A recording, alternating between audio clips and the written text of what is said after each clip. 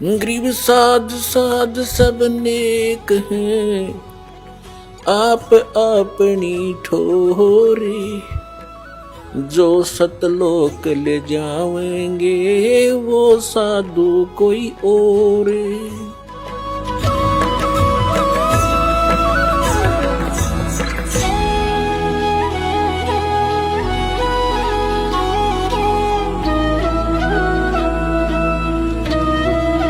अब देखो श्री खेमामल सिंह जी की मृत्यु कैसे हुई। ये है सतगुरु के परमार्थी कृष्णों के वृंतांत। ये पुस्तक है, पहला भाग। इसके संग्रह करता है ये वर्तमान में जो गद्दी पर बैठे हैं डेरा सच्चा सौदा सिरसा के श्री गुरमीत सिंह जी। और ये कहां से छपा है मुद्रक? इंद्रसेन प्रबंधक परमार्थ उपदेश प्रिंटिंग प्रेस डेरा सच्चा सौदा बेग रोड सिरसा हरियाणा भारत से। अब इसके आपको दिखाते हैं। ये है श्री खेमामल सिंह जी और 31 पृष्ठ पर आप देखो। बेपरवाह जी यानी इनके जो खेमामल जी को ये शहनशाह बेपरवाह नाम से पुकारते थे। बेपरवाह जी वहां के एक प्रेमी की कार में बैठकर पहाड़गंज में एक डॉक्टर की दुकान पर चले गए। आप जी के साथ सिरसा शहर का प्रेमी गोविंद मदान तथा 3-4 और प्रेमी भी थे। नीचे आ जाओ। अब वहां उनसे डॉक्टर से बातें करी और वो अपने बताई मैं बीमार हूं। तो इतने में डॉक्टर ने हुक्म के अनुसार यानी क्या अभी इंजेक्शन लगेगा, तो इसने खेमामल जी ने कह दिया लगा दे। इतने में डॉक्टर ने हुक्म के अनुसार बेपरवाह जी का इंजेक्शन लगा दिया। उसके साथ ही आप वहीं बेंच पर लेट गए। कौन? खेमामल जी बिलोचिस्तानी सामस्ताना बेपरवाह जी बेंच पर लौट गए और इंजेक्शन से रिएक्शन होगी, तलुओं में जलन होगी, पैरों में का बहाना करके धन धन सतगुरु का नारा लगा दिया। अर्थात 18 अप्रैल 1960 को सुबह 10:15 पर अपना पंच भौतिक शरीर छोड़ दिया। छोड़कर अनामी देश में जा समाये। यह दृश्य देखकर डॉक्टर के पसीने छूट गए। वह भौचक्का रह गया कि अब क्या होगा। बाबा जी के अनुयायी उसे बर्बाद कर देंगे और उस पर कत्ल का इल्जाम लगाकर अदालत में सजा करवाएंगे। पुण्यात्माओं, अब देखो संत और इंजेक्शन तो मरे रिएक्शन थे धिक्कार ऐसी भक्ति को है। ये तो पहले तो और के दुख दूर करें थे और अपनी जान नहीं बचा पाए। क्योंकि कारण क्या है? ये पुण्यात्मा थी, पूर्व जन्म के इनकी बैटरी चार्ज थी और वह बैटरी होगी डिस्चार्ज। आगे भक्ति ठीक थी नहीं। उसके शेष थे सावण सिंह जी के। सावण सिंह जी ने वही ज्ञान उसका शिवदयाल जी वाला ही था। अब शिवदयाल जी की दुर्गति हुआ भी दिखाऊंगा। अब ये क्या बताते हैं कि अनामी देश में चले गए। अनामी देश में ये चले जाते हैं तो बूंद समुद्र में मिल गई। फिर ये क्या कहते हैं कि वही सामस्ताना खेमामल जी दोबारा गुरमीत सिंह जी के रूप में आ चुके हैं, जन्म ले लिया दोबारा।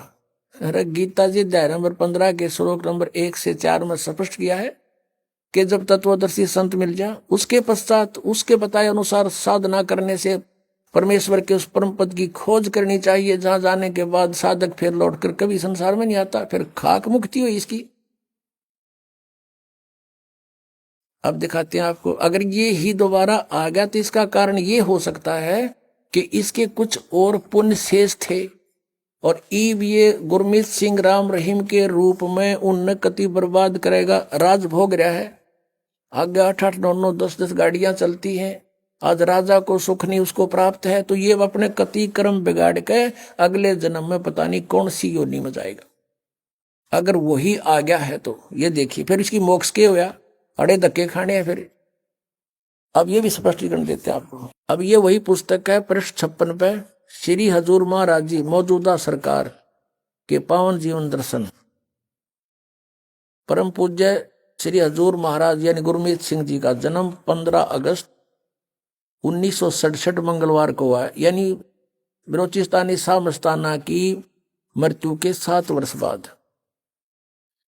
अब यहाँ क्या बताते हैं कि हजूर परम पिता मौजूदा सरकार यानी गुरमीत सिंह जी के अवतार धारण करने के संबंध में सिरसा शहर का एक पुराना साधु नियामत राम जी, जो कि शहनशाह मस्ताना जी का पाठी रह चुका है, ने शहनशाह मस्ताना जी का वचन इस प्रकार बताया कि शाह मस्ताना जी ने अपना चोला बदलने से पहले 2-3 बार जनवरी 1960 में इस तरह से वचन फरमाए, हम 7 साल के बाद तीसरी बाडी के रूप में फिर आएंगे। मस्ताना जी के उपरोक्त वचनों की उस समय तो किसी प्रेमी को समझ नहीं आई, परंतु इस वचन का भेद तब खुला जब हजूर पिता गुरमीत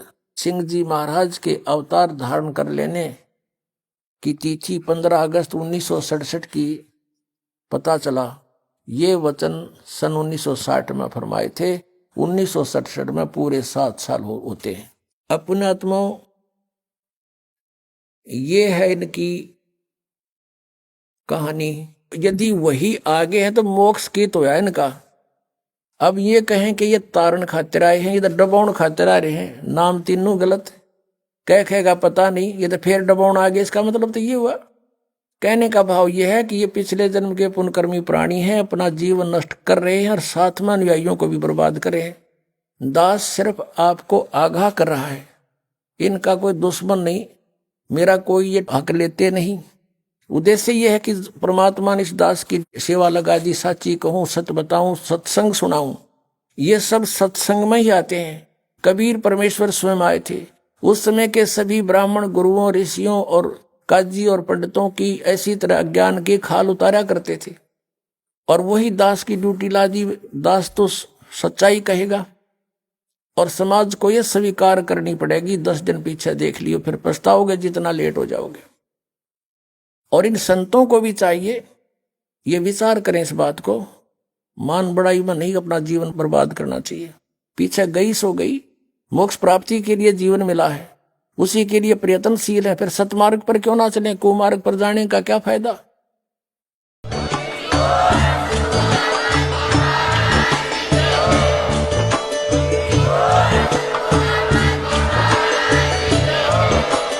आप सुन रहे थे जगत गुरु तत्वदर्शी संत रामपाल जी महाराज जी के मंगल प्रवचन। अधिक जानकारी के लिए विजिट कीजिए हमारी वेबसाइट www.jagatgururampalji.org। संत रामपाल जी महाराज जी के शुभ आशीर्वाद से पूरे विश्व भर में 500 से भी ज्यादा नाम दीक्षा केंद्र हैं, जिन पर संत रामपाल जी महाराज जी द्वारा ऑनलाइन निशुल्क नाम दीक्षा दी जा रही है। अपने नजदीकी नाम दीक्षा केंद्र का पता करने के लिए संपर्क करें 8222880541।